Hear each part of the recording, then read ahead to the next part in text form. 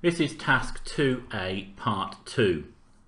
To complete 2A part 1, you just made the interface do the things that it needed to do in order to be printed. So some parts of it weren't actually functional. The parts of it that weren't functional are those shown in yellow and blue here in the question. Now the bits that are blue involve calculations, and so we're not going to do those until part 4, where you'll be showing evidence of the calculations that have been used. But in the meantime, we are going to show how we met all the other requirements. For example, we'll just start with the first one, which is about making sure that the customer is at least 17 years of age. And if they're under 17, then an appropriate error message should appear. So that's all about putting a validation rule into this cell to make sure that date of birth is at least 17 years ago.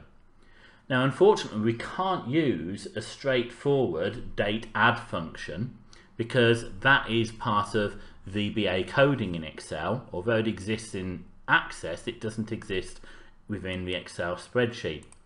So what we're going to do is we're going to go to validation, and I'll show you the rule that we're going to use. We want this to be a date, and it needs to be less than a particular value. Now if all it was less than a specific date, we could just put that date in here. However, we need it to be less than 17 years ago. Now what we can do is we can work out the month, the day and the year of the date of birth, and then take, sorry, not of the date of birth, but of today's date, and then take 17 years off the year. So the way we go about doing that is we're going to say we want something to be the date, so we want it to be in a date format, and we want to take the year of today's date, and from that we want to subtract 17. So what that is doing is that is saying that the year of the date will be the year of today's date minus 17. Then the month that we want to use for 17 years ago is going to be the month of today's date. Okay? And similarly, the day that we're going to use 17 years ago will be the day of today's date. Now, I should have chosen here instead of less than, because what this will do is this won't include people who are 17 years old on that particular day. We do need it to be less than or equal to, so that they can be 17 years old on that day, 17 years ago. And what we've effectively done is we've taken the year part of the date function, and the date function requires you to put in the day, the month, so the year, the month and the day. So we could have just put in 1997 04 16, and that would put in and expect something less than or equal to the 16th of April 97. But instead what we're doing is we're taking today's date. Now I'm doing this on the 12th of August 2014, so it will subtract 17 from 2014 to give 1997. The month will be today's month, so that will be August, and the day will be today's day, which will be number 12. We also need an error message. Oh, it's found an error, and it's going to have something to do with the number of brackets. But what I've done is when we get to the end of today, I haven't closed off the day function, so I need to close that bracket there, and that's closed off the day function. So I'm going to put a title something like Too Young, and oh, we can't have the capitals, can we? So let's do that again. And we're going to have an error message that says customer must be at least 17 years old.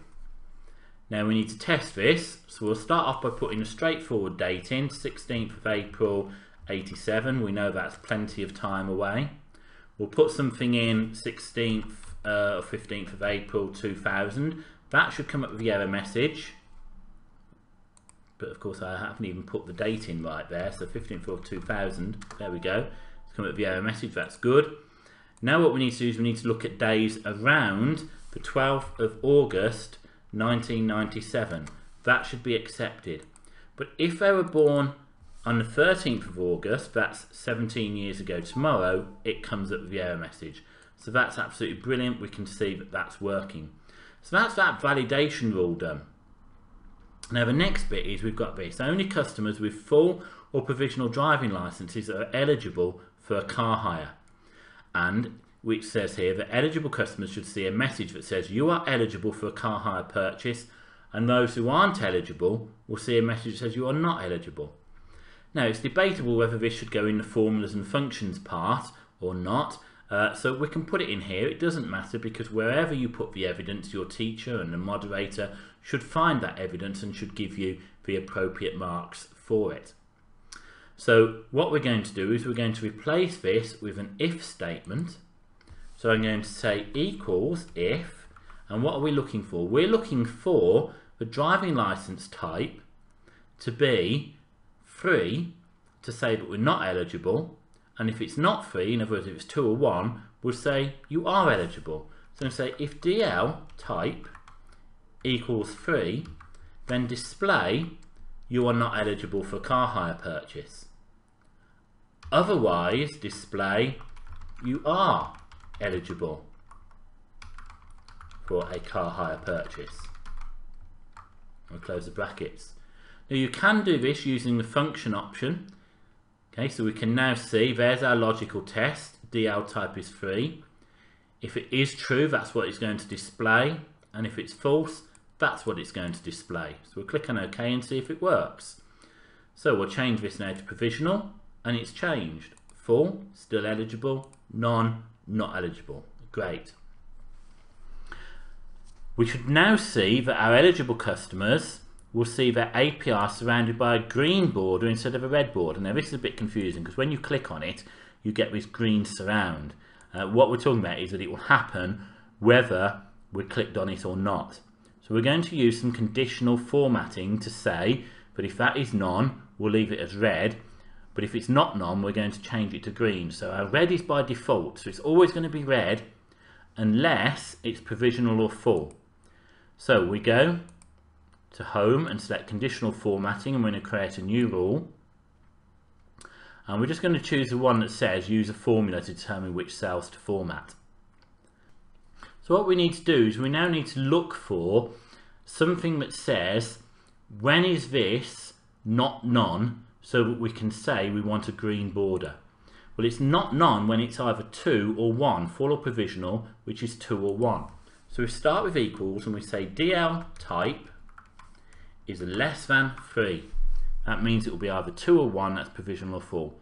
And we're going to format it with a green border. Now unfortunately we can't choose the thickness of the border, so we'll just have to go for a nice thin one there, and it's just going to be a little bit difficult to evidence, but we should be okay when we do that. So if we click on OK now, click somewhere else, we can see it's red. If I change to provisional, it's changed to green. Full, it's changed to green. Now if I go back to something that's not less than 2, it goes back to its default of red. So that's sorted out the conditional formatting. So you've got to show evidence of all of these things that you've done. You'll need to show evidence of setting up the drop down box, evidence of setting up the slider, the scroll bar, evidence of setting up all of these. You'll need to show the cell links and how each of these link to a cell. You'll need to show the guarantor and how that links to a cell. You'll need to show the validation for the date of birth. So when you're showing that validation, have a look and make sure you show the error alert, make sure you show the settings, and also show what happens if you put in something that's not valid, and show evidence of this. Show evidence of the data entry and the error message together. And for our conditional formatting, if you go to conditional formatting, manage rules, you'll see this here. Oh, that's one I put in earlier that was wrong, so I'm just going to delete that rule. And this is the evidence that you want to show. Okay, so you're showing here that when the DL type is less than 3, it gives a green border. You'll need to annotate this carefully. And what does this mean here, where it says applies to D24 to D25? Well, this is rows 24 and 25, and it's column D, so it's applying to those 2 cells which were merged. You also need to show how you remove the grid lines and the column headings. So if you go to view, you can show how you remove those. and you need to show how you've named it APR Calculator, which is shown down here. And that will be the end of that task, and you'll be able to move on to 2A part 3.